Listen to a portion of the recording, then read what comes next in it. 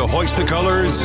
Now, time for the most in-depth look at the world of ECU athletics. Welcome in to Hoist the Colors with your host, Stephen Igo on 94.3 The Game. Watch the show live on Facebook and at 943thegame.com. Now, here's your host, Stephen Igo. All right, welcome in to Hoist the Colors. It is a Wednesday, January 24th edition of the show. We're back in the saddle. Was under the weather the last few days, still under the weather, but luckily we've got great technology that allows me to host from home as I continue this bout with the flu. But hey, we're making it through. We're, I think, on the right side of things. Hopefully a few more days we'll be back to 100%. We've got Bobby Harvard in studio. He will join us shortly. Want to give a shout out to Scott Rogers and Philip Pilkington for filling in for us the last few days. Philip, great job. You and Scott did a phenomenal job. And I do have to say, though, you had one cardinal sin on yesterday's show. You didn't check the YouTube chat because Hoist the Colors left you a few questions, comments that were never read on the air. So, oops. Yeah, that was rough. We checked it Monday. We got no feedback, and then I guess we forgot to check it yesterday. Oops. That was rough. All good, man. I'll ask you on the air today so you can answer it on the air. So no big deal. But you guys did a great job. Appreciate that. And Scott Rogers. Bobby Harvard, he's in the studio. Bobby, we didn't hook up with you last week because we also didn't have a Wednesday show last week due to women's basketball. So it's been a while, man. How's it going? Going well. Can say probably it's going better than things are going in your household. I'm glad y'all are starting to hopefully get over the hump there. Just echoing kind of what you said earlier. Awesome job, Scooter and Philip, the last few days. Glad you got some solid guys that can fill in for you and keep the thing rolling. Dude, I'll tell you what, man, it's been a rough winter. You know as well, Bobby, with 3 kids. I mean, it's just every other week I'm sick or the kid's sick, and eventually it goes through the whole household. I don't know, man. Like, is this the norm? Or, like, they don't tell you this, I feel like, when you're becoming a parent. They talk about all the sleepless nights through the baby crying, but I feel like this sickness, man, it's just like, it's kicking my tail, man. What's going on? Dude, and what gets y'all right now, and this happened to us, is the first year you're using, like, preschool or child care of some sort, dude, you get all sorts of sickness and illness coming through. And I think I've equated this before, like sickness with children is kind of like that skit in Jackass when they're doing the tasers and they're trying to crawl through and avoid the tasers. It's not a matter of if you get tased, it's a matter of when. So it's a matter of when you get sick. And unfortunately for y'all, I mean, y'all have been through the ringer. Thankfully, we've been safe so far, but watch me come home this weekend or be at home this weekend and somebody starts getting sick. Knock on wood, that doesn't happen, and I didn't want to go to the studio today. Last thing I want to do is infect all the mics, so maybe I'll be back in there early next week. All right, we could have a sick or child-cared podcast, but instead we will talk East Carolina sports. And the big news coming out yesterday, and I heard about this about a week ago, and didn't want to break the story because I wanted Alex Flinn to get the opportunity to kind of share it himself. He put out kind of a series of photos of him playing football, saying he was done with football after 15 years of playing the sport, 5 years of playing at East Carolina. Of course, he was ECU's starting quarterback for last season's team for the majority of the games, 9 games. We kind of speculated on this, Bobby, especially with not only Caden Hauser coming in, but with the addition of Jake Garcia, 2 quarterbacks that the new offensive staff's bringing in. I think we both expected Flynn to move on. It was kind of just a matter of, hey, is he going to give it the spring? Is he going to go through all those reps, see how it looks, and then move on? But I think the more he probably sat down and thought about it, and I want to speak for him, but he probably realized, look, it's going to be a long shot for me to start again. And I think once he kind of saw the writing on the wall, he chose to move on. Just what did you make of the decision of Alex Flynn and his announcement yesterday? Yeah, the first thing I thought of is, you know, we'd always tell guys, and I know I would tell guys when I was a GA is, you know, make sure you use football. Don't let football use you. And what that means is, like, take advantage of the opportunity to go to school for free and get your degree for free. I mean, we're seeing all throughout the news all the stuff with student loans, and I know our family is having to deal with that and pay for student loans. So the fact that they get their education for free is a big deal, and I think he kind of is the prime example of that, and using football to get his degree and get where he wants to go to set himself up further in life. So kudos to him. I think he did everything the right way. He obviously, I don't think there was any doubts last season, even though the success wasn't there in terms of wins and losses. I think it was pretty clear that he was laying everything on the line every single week. I mean, you saw him take some massive hits. He refused to slide because he knew he could get an extra few yards. So kudos to him there. To your point, I don't think it's a big surprise. I think it's kind of a win-win. It's a win for Alex and getting to move on and continue his career. It's a win for this coaching staff to really have an idea of what they're working with going into the spring. They're not taking away reps from other guys to give Alex an equal amount of reps. So the fact that this was done now, I think, really helps this coaching staff when they set up their spring plan. Yeah, and I think it was a situation, too, that the coaches, they would have welcomed Alex Flinn back for the depth, but they're also at a point now with the scholarship count. They're going to have to start making some tough decisions with all the transfers they're bringing in, specifically after spring ball, and I felt like just it was going to be tough for Alex to – likely if he went through spring, he was going to be third in line, and as a – he would have been a 6-year guy, and to be a 6-year guy – and to see probably many of his classmates already have left the program, I think it just kind of made sense. But, I shot Alex a message yesterday. Always a class act. Got to know his dad some during his time at ECU. Wish him all the best. We'll see if he goes through. I know his plan was to go to medical school. He's going to finish up, I believe, his master's and then probably pursue that or look into pursuing that. So wish him all the best. Alex Flinn, great young man. Again, I think you said it best. Left it all on the line last year, whether the wins were there or not. So let's talk about, Bobby, how this impacts this quarterback competition really going into spring, because I saw a lot of fans start to, I don't want to say panic, but worry about, all right, now what happens if they go through spring with Caden Hauser and Jake Garcia? You will have redshirt freshman Raheem Jeter on the roster as well.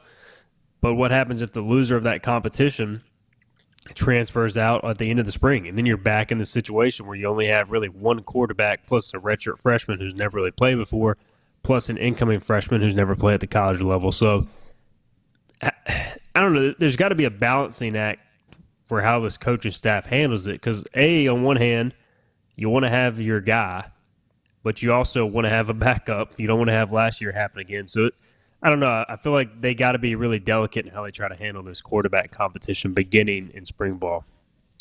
Yeah, that's one thing that, again, just I know I've said it multiple times, but it makes it really frustrating what the NCAA has done with these transfer rules that are in place, because, I mean, it's going to be free reign after every freaking semester now going forward. And so it just makes it really tough on the coaching staff. It makes it tough in the locker room to build those relationships and that camaraderie within the locker room, because you never know who's going to leave after each year. And, you hope that each, I guess, at the end of the spring that, the coaching staff is slow playing it and not really giving a clear winner, but also maybe there is one that's a clear number one, and the second guy just realizes and understands he's truly one play away. I think I'm expecting Caden to take and win the job. That's kind of my expectation based upon some of the film that I've seen on both guys. But in reality, I mean, the hope is that both guys have 3 years. I know Garcia is applying for that third year, and right now he's guaranteed 2. But regardless who wins it, it is a multi-year deal. So that's a good thing. Again, you also are concerned, and this will end up being a good thing for ECU if this does occur, because it means he played well. But if somebody goes out there, wins the job, and lights the world on fire, who's to say they don't transfer again? So I think it's just always going to be a constant battle. Now the flip side of it, there's going to be other schools that have quarterbacks that transfer too. So hopefully if one of these guys does leave, it's early enough where the coaching staff can adjust and try to get another transfer in. But it's just you're going to be playing this game, I don't know, for the foreseeable future until there's some regulations or clarity from the NCAA's perspective. Yeah, it's just it's a tough spot to be in, but you're right. Everybody's going through it. And do we know for sure that, and maybe we do based on his history, that let's say Jake Garcia would up and leave if he's not named the starter at the end of the spring because he's been so many places. But you do have to wonder at what point, Bobby, do you just kind of accept the fact maybe you're not. And again, he may go on to win the job, but at some point you got to be like, all right, maybe I should just stay in one spot and give this a shot. And from my understanding, he's got a pretty good NIL deal. He's not going to be rich, but I can't imagine if he comes to ECU for a semester after not playing at all at Missouri, if he leaves ECU one semester in, I can't imagine he's going to go somewhere really lucrative. So, at some point, too, he's got to face the fact and say, look, maybe I'm better off here, but I can't get inside Jake Garcia's head. I've never talked to him. But there's just a lot of factors in play because you also have the NIL deal. Maybe you bump him up a little bit to keep him happy from a monetary perspective to have a backup quarterback. The game has just changed so much. It's crazy to me we're having this conversation about how much NIL money you can offer a backup quarterback, but how else are you going to assure yourself you got a quality backup? Yeah, it really is wild. I mean, it just to think about 3 years ago, I don't think we ever really expected to have this conversation. You hope, again, like I mentioned, that he realizes, I'm the number 2 and I'm one play away. And this is under the assumption, we're playing hypothetical that Hauser wins the job and is a starting quarterback. And I would like to think he would stay based upon the fact that he stayed as the number 3 guy at Missouri the whole year. Now, granted, I don't know how much money he was making, but also to your point, if he's leaving again, especially after one semester, who's going to take him? Is anybody else at the FBS level going to take him? Maybe a lower Sunbelt school, maybe, a Conference USA, but he's really going to have to then pick and choose and be like, all right, am I hell-bent on being in an FBS school, or do I want to just go and play somewhere? And does that mean the FCS level of some sort? All right, so Bobby, last week on the show, I think it was Friday, because we had Joe on, we did our spring transfer portal grades just for the entire spring incoming transfers, if that makes sense. I don't know if I said that right, but either way, grading the whole class of incoming transfers. And I think Philip or Joe made a good point of we really won't know until they take the field. But, hey, we're in the media. It's January 24th. What else are we going to talk about? I want to get your grade or assessment of, kind of now that we have the complete picture of this portal class of incoming players, 13 transfers coming in. I'll read off the names real quick for people who need a refresher. They added Casey Kelly, tight end from Oregon. Jaden McKenzie, Ohio State defensive lineman. Of course, Jake Garcia, Caton Hauser. Andrew Wilson-Lamp, the West Virginia corner. Darius Bell, offensive lineman from Maine. Kayshawn Sapp, offensive lineman, Florida State. Raheem Craig, edge rusher from Louisville. Receivers, Omega Blake, Anthony Smith, and Winston Wright Jr. And linebacker, Damian Wilson from Missouri, along with Gavin Gibson, DB from Maryland. So we've talked about this portal class a lot, Bobby, me and you, but now that we kind of have the full picture of the spring semester, in the spring semester alone, how would you kind of grade this thing? In totality or by position? In totality. Okay. Yeah, I mean, probably B+ to A- range, I think, is a fair assessment. I mean, they did basically everything we had kind of hoped and expected, with the exception of the offensive line room. Again, it's also hard because we're not behind the scenes to evaluate what truly occurred with those O-linemen. Are there just truly have no shot at some of these guys from an NIL perspective? Did they not even want to dip their toes in that water in terms of pursuing a higher profile guy just to get shot down? Kind of what was their strategy as a staff with the offensive line room? Because you look across the state in the same conference and you see Charlotte, loading up on some of these quote unquote Power 5 high recruited offensive linemen. So again, ultimately though, there's no telling whether those high recruited offensive linemen pan out at Charlotte or if these guys pan out here. But that was probably my biggest fault. I think they hit the pass rusher market with Raheem Craig, and that's a much-needed add. I like what they did in the defensive back room, especially on a quick turnaround with the Antoine Jackson news. And then, honestly, we have to give them credit for, and I think what needs to go into this grade, and which maybe puts it over to the A-, is the retention that they had, too. Like, fighting off some of those bigger programs that may be messaging these guys over social media and keeping them retained here. I think that speaks to the staff and also speaks to the NIL effort with Team Boneyard. Yeah, I'd like to say to the Florida Gators, please quit calling ECU defensive players and trying to get them into the portal. Thank you, Billy Napier. All right, so I had something I wanted to read here. Oh, yeah, Robert Dedrick on YouTube says, would be surprised if Garcia wins the job. He says he's more mobile, might fit the system a little better. I don't think Hauser or Garcia are necessarily really mobile. So I think you've got more of I don't want to say pocket passers, but more guys who are passers. They're certainly not as mobile as like Mason Garcia, but I think, I don't know. When I watched Garcia's film, the thing that stuck out was he's got a really good arm, quick release, but he was kind of one read and throw, whereas I felt like Hauser did a little bit more of his progressions. But we'll know more in spring ball in that competition when we can actually see them firsthand. I do think I gave him an A-, and Philip gave him a B+. Joe gave him a B-. Is that right, Philip? Was that what we did? Yeah, Joe was definitely the lowest. I was in the B+, A- range, and yeah, I think you gave A- or maybe even an A. I know nobody gave an A+. Yeah, I went A- just because of the O-line too. It's hard, but I do like the fact they've kind of loaded up on multiple players at most positions of needs. Because my point was, Bobby, I'll get your take on this too. Like, you're not going to bat 100% in recruiting. You're definitely not going to bat 100% in the transfer portal. So for me, like, taking 3 receivers makes sense because maybe not all of them hit. But if you hit on 1 or 2, and then you add that to Chase Sowell and maybe some of the other freshmen coming in, like, that position looks a lot better. Like, to me, you can't bank on every transfer hitting. So that's why I like the fact they've kind of attacked this thing in numbers. And that's why I would like to see them do the O-line the same way if possible. Yeah, I think that's a fair way of putting it. Like, to your point, you're wanting 1 or 2 of these guys to hit. I mean, case in point, that receiver room this past season, like Chase Sowell hit, and it seems to be like a player. Keelan Robinson, like, there's still some questions out there on kind of what is he going to be.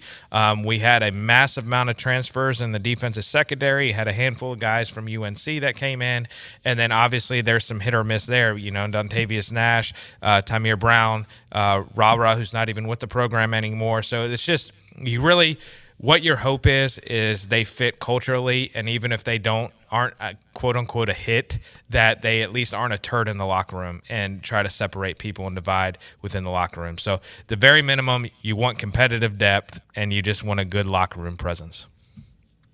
All right, he is Bobby Harward and Philip Pilkington producing today. Let's get our first break in. Again, Bobby brought to you today by Basil's Restaurant and Pizzeria. Check them out, 1675 East Fire Tower Road. I want to give a shout-out to Basil's for doing tremendous work with Team Boneyard and the NIL efforts with ECU student-athletes. You see a lot of guys who are often eating there on the football team. Also, they provided Caton Hauser some pizza the other day when he invited the offensive line over for a weekend event to watch the playoffs. So major shout-out to Basil's. They're supporting ECU football. They're supporting this show, so definitely check them out. Again, 1675 East Fire Tower Road. Great food, pasta, pizza, sandwiches, and more. Salads as well.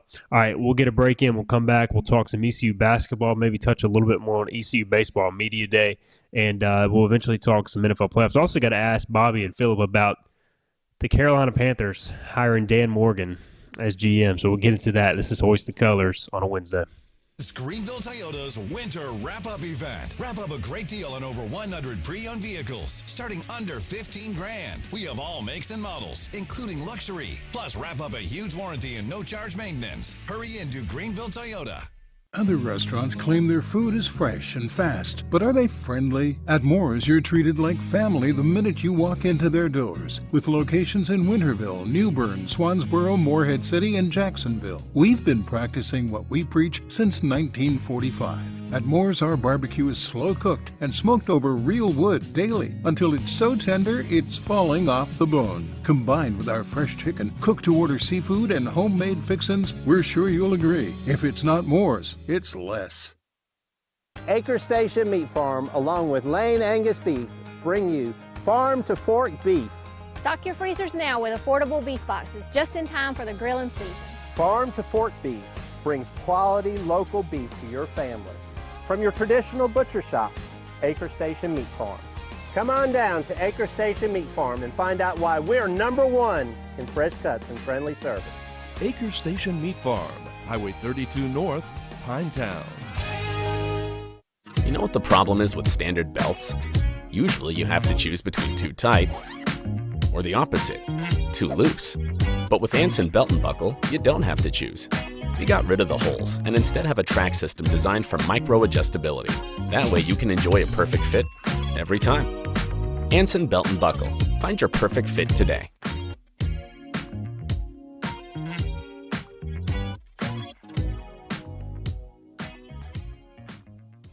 Hey, grab me one too.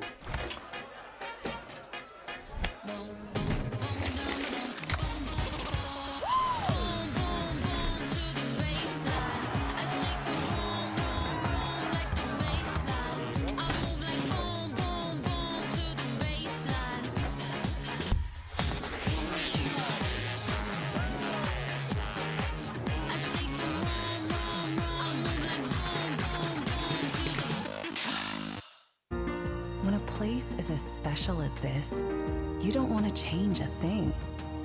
You simply want to enjoy it, just as it is. That was our inspiration behind Bow Coast West, our newest community in Beaufort, North Carolina. Embrace all that we love about this very special place and make it easy for families to enjoy all that this coastal lifestyle has to offer. Be inspired. Bow Coast West. It's Greenville Toyota's winter wrap-up event. We're wrapping up the year with our biggest savings. Shop new Camrys and RAV4s, $289 a month. Need credit? Get pre-qualified today. Wrap up a great deal with payments from $289 at Greenville Toyota. The Pirates play here. Arr! This is Hoist the Colors Radio with Stephen Igo. Yes! That was so good! On 94.3, The Game. Welcome back in. Hoist the Colors on this Wednesday, January 24th. Good to be back. Thanks again to Scott Rogers and Philip Pilkington for filling in the last few days when I couldn't go due to being sick. Bobby Harward is in studio. Before we get into maybe some Pirate basketball talk, Philip, I do want to poke a little fun. First off, so you were in Cameron Indoor this weekend, right? Yeah, I was. How did that go? It did not go good. Scooter had never been, and I took him because tickets for a conference game were cheap. And Duke did not rebound well. They did not play defense well. They did not work the ball inside well. And they got their butt kicked, and they lost by like 4 or 5. And honestly, they should have lost by 20. And I had to look at Mark Miller's face across the way in Cameron the whole time, smirking. He smirked the whole game for 2 hours, and it was terrible. And I'm assuming tickets were cheap because this is a game that Duke was expected to win pretty handedly. Yeah, well, and also, sorry, Igo, when I cut your mic off there, I saw you were trying to talk again. My bad. But yeah, it was A, they were expected to win handily, and B, I think with how cold the weather was, and you get those old heads, they don't really want to go. It was like 21 degrees when we left, so that had a lot to do with it too. So I don't watch a ton of ACC basketball. I don't know, like something about regular season basketball outside of obviously covering ECU, and maybe that's what has turned me off to it so much over the years. But I did watch Duke play at Pittsburgh. Like that was a really recent game, and Duke just smashed them. So when I saw they were playing again, I was like, well, this is a good game for Philip to go to. I don't know what happened. Like, I mean, because they just killed them the first game, but I guess that's basketball. Pittsburgh was making a bunch of shots. What did they score, 80-plus after barely scoring the first game? Yeah. So, but hey, this is tough, man. That's what happens when you're not a true Pirate, Philip. Yeah. Well, hey, when I've watched a lot of bad basketball in person this year, unfortunately. You just can't get away from it. Maybe you're the problem. Maybe I am the problem. So, Bobby, just to let you know, Scooter wants us to potentially go to a Hornets game while we're in Charlotte for the ECU Charlotte basketball game. You want them to tank, so you probably do want me to go. Yeah, I do want them. Yeah, go ahead and go to that game because it kind of is a catch-22 because the NBA draft looking ahead kind of sucks. But the more Hornets games you can go to, the better. Obviously, you brought the Panthers great luck this year with all the games that you went to at Bank of America Stadium as well. Hey, I did go to the Texans game. They won that. Oh, there you go. But we'll have to save the Panthers. I have a lot of thoughts. I've been fuming the last few days after the Dan Morgan hiring, and I'm sure you do too, Philip. Let's get into that, guys. Let's get into it. Dan Morgan. So what is this, like the easiest hire possible or the only hire they could have made? Maybe nobody wanted the job, but they go in-house with Dan Morgan. What do y'all make of this? I'll let y'all take center stage here. Philip, do you have thoughts first that you would like to share? No, you said you're fuming. Go ahead. Okay, yeah. Here's my thing. It's a catch-22 because, to your point, it could be this is all they could get at the GM position. Like, obviously, they didn't interview Adam Peters. They didn't interview Ian Cunningham. Like, those are the two hottest names. We mentioned before on this show that it's been previously reported that they were conscientious of how it was not a very desirable job, so they didn't even put interview slips in to interview those guys because they knew they would get rejected. So let's turn around and hire the guy that's the assistant GM for one of the worst seasons, if not the worst season, in the history of the franchise, where you're 2-15, you're absolutely atrocious on offense.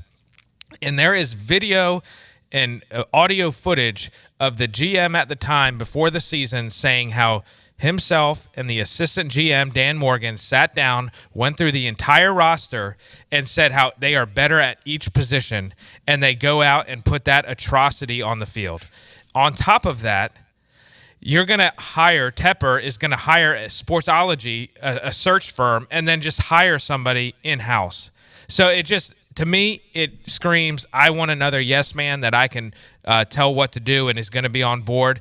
I see the angle of wanting to hire somebody that was in on the Bryce Young decision because apparently they're just going to jump 2 feet in what you have to do, even though that's looked like a complete and utter failure to this point in time. But to hire this guy as your assistant GM who is in on all of the roster decisions up to this point of the year just makes zero sense to me. Like, why hire Sportsology? Why put on this front that you are, hiring this search firm and you're stepping out of things now? Like, to me, that doesn't show. The only way this actually works is if David Tepper steps out of the way. Which will never happen. Philip, take the floor. Alrighty, so, yeah. I kind of feel like I was not optimistic going into this with the GM or with the head coach because, to your point, Bobby, they were going to hire a yes man the whole time. And the reason I think they went after Dan Morgan, as much as I like him as a person, I liked him as a player, watching him as a kid when he didn't have a concussion, which was, most of the time he was on the bench with a concussion. But they knew that he already knew the culture in there. And when you have people, former employees, saying the culture there stinks, telling people not to interview for head coaching opportunities, the guy who's in-house, who's already there, might be about the only guy you can get. So who knows if Dan Morgan's going to do a good job. I think that, to your point, Bobby, and Igo, like you said, they're never going to step away. Until Tepper, sells the team, it doesn't matter who the GM is. It doesn't matter who the head coach is. And to your point, Bobby, they keep sitting there saying they're gonna change their philosophy and bring in these firms to help hire people, and then they don't do it, or he doesn't do it. I shouldn't say they, because it's all him. The guy's an idiot.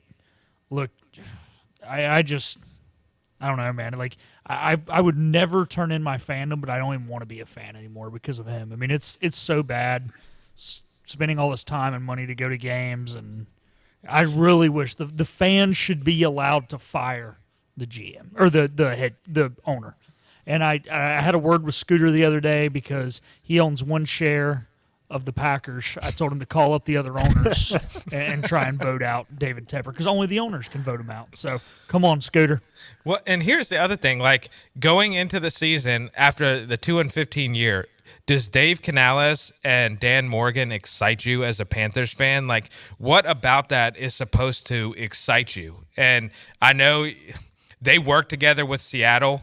And Dave Tepper seems to be obsessed with the Seattle model of collaborative, thoughts and stuff like that. But the main thing that's different in that is the Seattle owner is not involved in those collaborative thoughts. He is distant and away from those collaborative thoughts that are going on. The football people are doing the collaborative work. The second part of it, there's a process involved that they're following, and they actually stick to the process and carry it out and don't switch the process every year. So you're not switching from a 4-3 defense to a 3-4 and then trying to get that personnel in. You're not switching from a power gap scheme run game to a wide zone run game, the complete opposite offensive line types that you need. Like, it just makes zero sense, everything they're going through.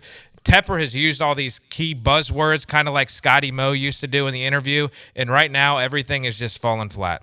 Tepper's worse than a politician with using those key buzzwords to make it seem like they're saying intelligent things when they're really just lying to your face.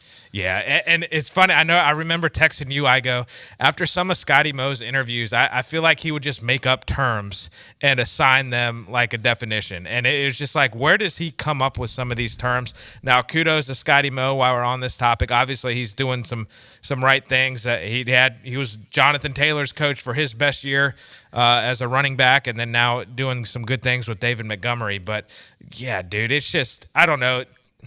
Philip, it's so freaking infuriating. The only hope is Tepper's already 60-something years old, so maybe he can only be, like, involved for maybe another 20 years. I think that was the frustrating thing with Snyder, is when Snyder bought the team, he was, like, 30-something years old. And he thankfully got forced to sell the team in his 50s. But, that was going to be a long-standing just suckage for the Snyder era. It had a potential for another 20, 30 years on top of the already 25. We have one hope. It's that David Tepper tells an intern she looks good in a pair of jeans. Because that can get you fired as an owner. So that's what we just have to bank on at this point. I'm sorry. I got to step back, too. Their freaking interview committee was David and Nicole Tepper for the GM position, Sportsology and Jim Caldwell. So 2/4 of that interview committee are Teppers. Not only are owners involved, but what owners have their wives involved? Again, it's just, I don't know. It makes zero sense to me. It's just so frustrating. We're going to have to move on to something else, Igo. This has been great. I haven't had to say anything. I basically just took a nap, but I was listening to you guys the whole time because it's entertaining. I feel bad for Panther fans, man. I feel bad for Panther fans. Look, I'm a Denver Broncos fan. First off, we beat you on the Super Bowl. I'm not going to apologize for that, but I do feel bad for that. I know how painful it is to lose in the Super Bowl. But even Denver hasn't even made the playoffs since then, and I don't feel as hopeless as Panther fans do. There's no hope. There is zero hope. And I don't know how you recover from this. Because every offseason, guys, that's the best part about being a fan. You get optimistic because, you're usually the owner or GM or coach will say something that will fire you up, even though it's probably BS. But now, nobody's even going to listen to that with Tepper. He's probably not even going to talk because every time he does, it blows up in his face. But it's just, I don't know, is Dave Canales, or however you pronounce it, is that really going to move the needle? They might as well just hire Scotty Montgomery. Yeah, honestly, they might as well at this point. It makes zero sense. And again, here's a guy that's going to say, I'm stepping back, and then when they make their head coaching and GM hire, is going to go up at the forefront of the press conference rather than let Dan Morgan introduce the new head coach. And again, he's so analytics-driven. His analytics should have told him 0 times have a trade up to the number 1 pick ever worked. 0 times. 1 time has a quarterback under 5'10" ever worked, and his name is Drew Brees. So at what point does his analytics that he's so gung-ho about tell him to trade up to number 1 and then draft the shortest quarterback ever in that top pick. Like, it just makes zero sense to me. You know what? I'm happy the sports betting just got approved to start on March 11th, and I can bet on the Panthers to lose every single game this year. I am betting the under over the season win total. Like, I at least will make money off the Panthers now. Wait, Bobby. The Broncos traded up to get Elway, or they post-draft traded to Elway, and the Giants with Eli. Both those teams got 2 rings out of that. Were those post-draft or like? They were like pre-worked out before. I don't know. Igo can speak more on the Elway They were thing. They were after they got drafted. Elway refused to play for the Baltimore Colts. Yeah, and so eventually Eli had already came out and said he was not going to play for San Diego. Remember, he's like holding the jersey up and he like doesn't want to touch it. He's got like 2 fingers on it. He's like, and like you see Archie and whoever his mother's name is, like standing behind him with this disgusted looking face. Yeah, but they told like the Chargers or the Chargers told the Giants who to take it for. They already knew that trade was going. So I guess I guess it is a different situation. But teams have traded for the number 1 pick. I guess traded for the guy who's picked one and it worked out. But those are 2, I guess, a little different circumstances.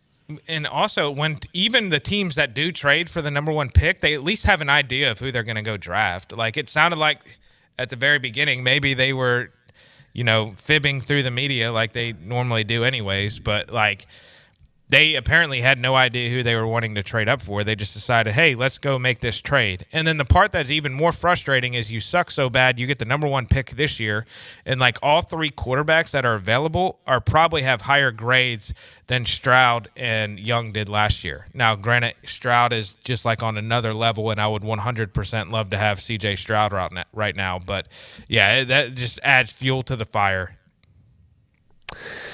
Man, a good segment, guys. Bobby Howard and Philip Pilkington for head coach of the Carolina Panthers or GM. Maybe they can replace Dan Morgan before it's too late. All right, let's get a break in. They would do just as good of a job.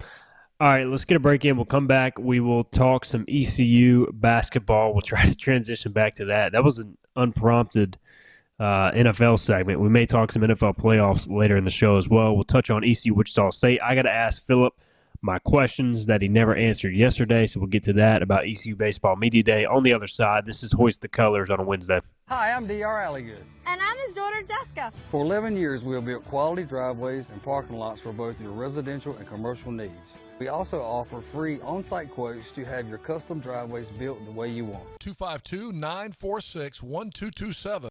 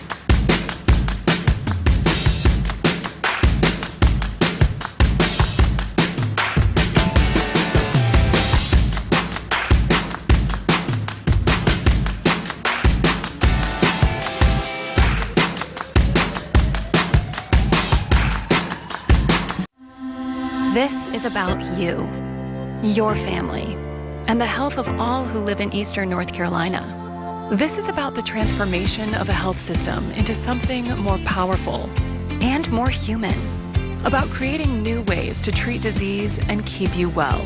This is about ECU Health, which is to say, it's really all about you. ECU Health. Minds, hearts, purpose. Fifth Street Hardware is the home of the $9 lunch special Tuesday through Fridays. $9 specials every day, including the famous Burger Day on Tuesdays, Flatbread Pizza Wednesday, the famous Fifth Street Hardware Reuben on Thursday, and fried fish or shrimp on Friday. Plus trivia on Wednesday nights and live music every Thursday nights. And the Prime Rib Brunch Buffet has returned on Sundays. You heard that right. The Brunch Buffet with all the great items, including prime rib. Fifth Street Hardware in downtown Greenville. Your confidence makes everything look good. You see the world in vivid color. not black and white. Swing through your neighborhood Fantastic Sam's cut and color. And let our experienced stylists take you from everyday to extraordinary. Fantastic Sam's hair salons are locally owned and operated. Our full-service salons are conveniently located in Goldsboro, Kinston, Greenville, New Bern, Jacksonville, and Calabash. Stop in today at Fantastic Sam's, where the possibilities are endless. Hi, I'm D.R. Alligood. And I'm his daughter, Jessica. For 11 years, we have built quality driveways and parking lots for both your residential and commercial needs. We also offer free on-site quotes to have your custom driveways built the way you want. 252-946-1227. Climb aboard as we set sail and hoist the colors. Matey! Back to the show with Steve and Igo on 94.3 The Game. All right, welcome in. Hoist the Colors, Wednesday, January 24th. We just had a passionate Carolina Panthers segment with Bobby Harward and Philip Pilkington. We'll try to transition to a much better subject now, East Carolina basketball. The Pirates have unfortunately lost 3 games in a row. They have dropped to 2-4 in conference play. They're now under 500 for the season for the first time this year, 9-10 overall. And I think the last time we had you on, Bobby, I asked you, what would a win at Temple mean? Would it get you back on the bandwagon? The Pirates actually did win that game on the road. Unfortunately, they were unable to capitalize on it. I don't know, man. We could talk specifics. We'll have Case and Romali on tomorrow to break down tonight's game against Wichita State. But it's just been a frustrating season. It just seems like every close game, they're kind of unable to make those plays down the stretch. How much have you been able to follow this basketball team? You know, they're a tough loss to North Texas. They lead the whole game versus UAB on the road, actually played well, and they responded better than I thought they would, and just couldn't do anything in the last 5 minutes, turning the ball over 16 times. It's just been a frustrating year. What do you make of it as, I always enjoy your perspective because, you try to get into ECU basketball, but it's just, I don't know, it's tough. I was going to say, is this really a better topic than what we just came off of last segment? No, not at all. Yeah, I kind of went under the mindset. I remember that conversation about Temple. They go and win that game, and they look like a good basketball team winning that game against Temple. But I was very cautious. I was like, I am not going to get excited again about ECU basketball until this SMU game, and if we come out with the win against SMU. And I know the game, I think it finished 11-point differential, but, in all reality, that game wasn't really close. SMU was in control the whole time. The North Texas one, that's the one that's just are we really surprised though?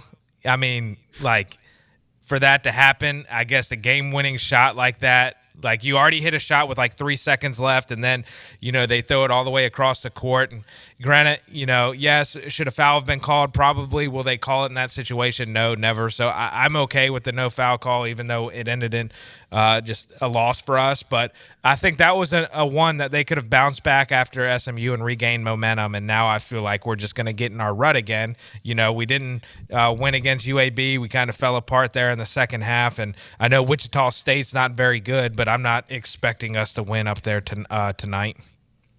This is the problem because Wichita State is looking at this game, Bobby, this is our chance to get off the mat and, maybe reverse our season. They're in a first-year head coach. Paul Mills comes over from Oral Roberts. I will say this. If ECU finds a way to win tonight, I think they can turn their season around. I don't expect it to happen, and look, Wichita State has lost 7 in a row. It's inexcusable for Wichita State with the basketball money they have to lose 7 games in a row. I want to go on a little bit of a side tangent here. They've got Koch Industries that support their programs. Koch Industries, the Koch brothers are worth $53 billion. All right? Could you imagine if ECU had somebody that's, Mr. Beast, supporting ECU athletics to that degree? I mean, it's called Koch Arena because obviously they put some money into it to do that. There's a big reason why they went to the Final Four is because of their resources for the program. So it's just amazing to me with the NIL funding they have, they've lost 7 games in a row. Anyways, that was a side tangent. But why don't for they me, have football? If they have $53 billion, why do they not have football? I don't know. I don't know. Didn't they used to have football? I want to say maybe they did. I mean, they do in Ted Lasso, but yeah. We may have to do I'll look it up. You guys keep talking. Yeah. Okay. I feel like, though, if you win this game, Bobby, and again, I'm trying not to get my hopes up, but ECU did win at Wichita last year. You've got a Wichita State team that's reeling. If you could jump on them and actually play good basketball, you could win. You could get back to 500. Then you come home for 2 games. Temple, we know, is winnable, and then South Florida, who's playing well, at winnable. Like, there's a path there. But if you lose this game, my fear is it's the same rut, like you mentioned. Every midseason in conference play, man, they go on these, 4 and 5 game losing streaks. And you just can't recover from that. I mean, you can't. They've already lost 3 in a row. If you put it into it now and win another road game, I think you can turn around. But, we see this every year. No matter the coach, no matter the team, they can't avoid these 5-6 game losing streaks that really kind of derail their season, so to speak. Yeah, that's my concern is, if you don't win this one, Temple is winnable. Honestly, the South Florida game concerns me. They're playing really good basketball. Their head coach, that's his first year, right?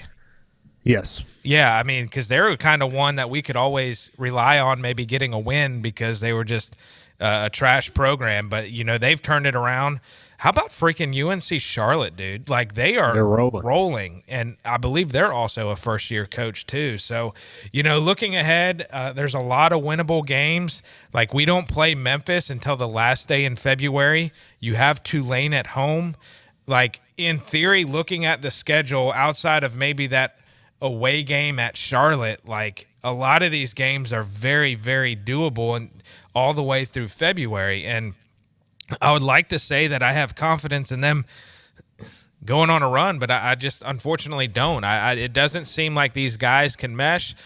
Philip and I were talking before we went on air today, just the lack of depth that we have. I know y'all have mentioned it ad nauseum, but there's just got to have to be some heavy philosophical changes going on in the roster building that's currently happening with Mike Schwartz. I love his passion. It's funny. I noticed it just as an ECU basketball fan over the years. Coaches get all excited. It's a head coaching job at a mid-major school that hasn't had success, and they're going to be the guys that turn it around. And then all of a sudden, it just wears on them, and they end up looking kind of like Frank Reich did at the end of the season before he left.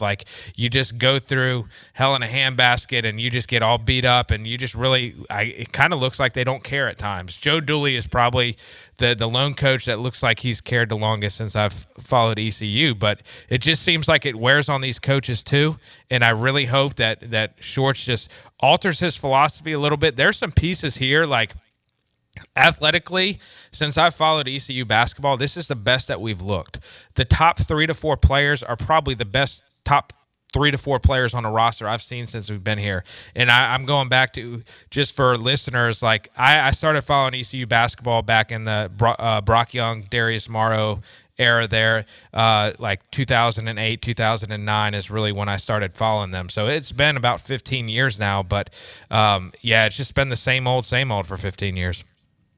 Yeah, it's tough. I do think Schwartz, we'll see how he approaches it this offseason. But, look, he knows if he wants to have the head coaching career and get to the places he wants to go, that he's got to find a way to win here. And if he does win here, he could go wherever he wants to go because nobody has done that in recent memory. So, I mean, I love his passion. Do agree. They got to look at some things. I think somebody posted on Hoist the Colors the other day, and I have not fact-checked this, so forgive me if I'm wrong, but ECU ranks 344th in bench production out of 363 teams, which, I mean, in year 2, I know with the portal there's a lot of changes, but, you got to have more production than off the bench, rather than 19 teams in America. They're just getting nothing off the bench, and it's disappointing, but it is what it is, so we'll see. All right, before we get a break in, Philip, Baseball Media Day, you were there. I think I asked you who gave the best interview was the first question. Out of players, coaches, everybody. Everybody? Danny Beal. Danny Beal. Yeah, Danny Beal was it started pretty early when he was asked if what his personal goals were, and he was like, this team's goal is to go to Omaha. What I want doesn't matter. And then also I feel like he went the most in depth on every question without any rambling. I mean, I guess, always the coaches always do a good job. I'm not trying to bag on the coaches, but you know what you're getting out of the coaches. But so as the player that stuck out definitely was Danny Beal. And then what was the most interesting answer, if any comes to mind off the top of your head, of any question, any answer? Does any come to mind? And if not, you could always use the break to think about it. Yeah, so the most interesting question, and it unfortunately didn't get answered, was when Coach Palumbo was asked what's the most interesting thing that's ever happened at first base when a guy comes down to like breaking a hitting streak or something. Unfortunately, he had nothing that really came to mind. But the most interesting answer, I think, was when Coach Godwin talked about team GPA and how he hated school as a kid but was still a 2-time academic All-American. And so he uses that to tell the kids, look, yeah, you might hate school. You might not want to go study for that test, but I didn't like it either, and look what I did. I was a 2-time academic All-American. Because when a coach has been through what they're preaching, it's just another level of respect that you have to have for them. So I think that was the most interesting answer. All right, let's get a break in. We'll come back. We'll wrap things up with Bobby and Philip on the other side. This is Hoist the Colors on a Wednesday.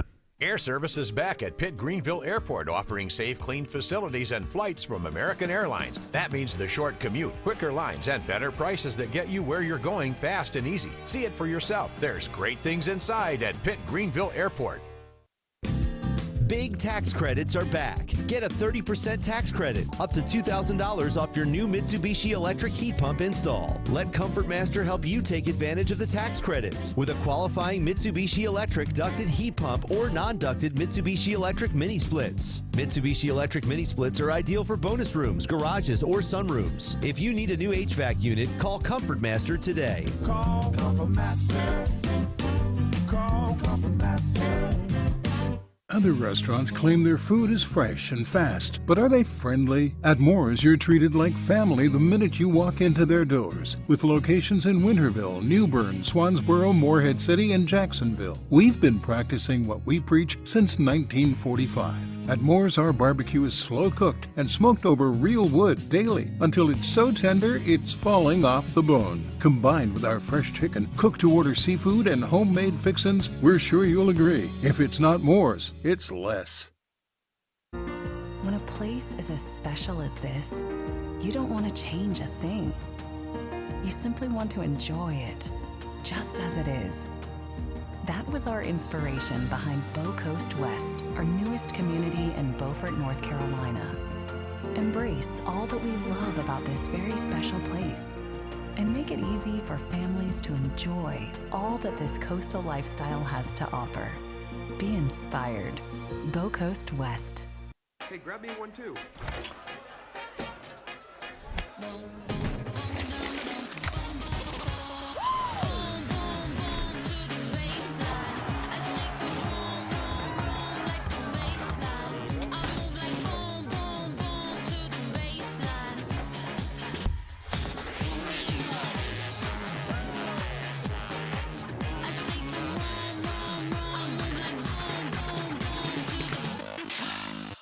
Air Service is back at Pitt Greenville Airport, offering safe, clean facilities and flights from American Airlines. That means the short commute, quicker lines, and better prices that get you where you're going fast and easy. See it for yourself. There's great things inside at Pitt Greenville Airport.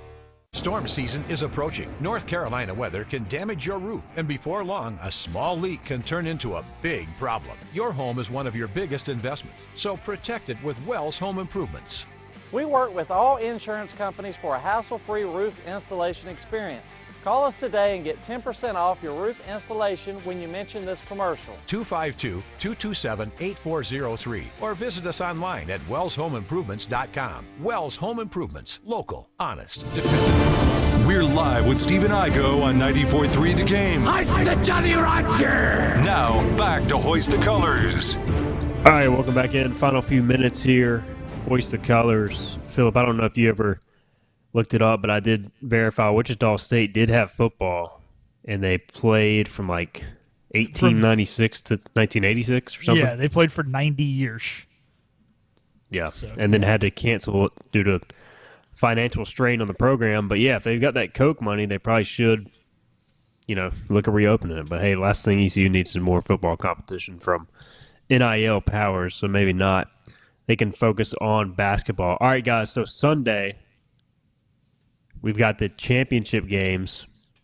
This is such an ESPN American Conference move to put ECU Temple at 5 o'clock on ESPN2 during the conference championship games. Where will your attention lie? Because that'll be Chiefs-Ravens at 3 o'clock.